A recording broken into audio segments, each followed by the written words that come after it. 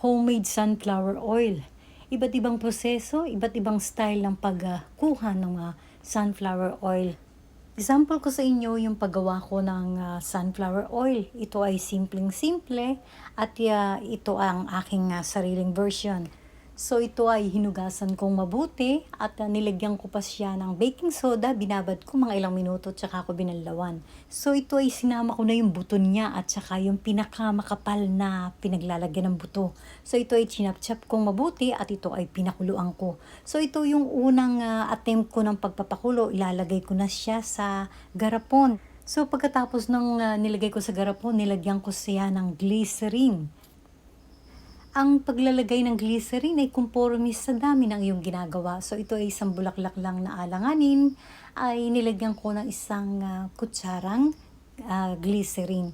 So ang glycerin ay mabibili sa mga drugstore.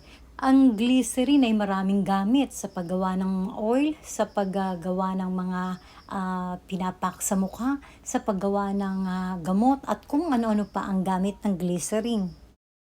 Ang sunflower oil ay pwede mong ipanluto.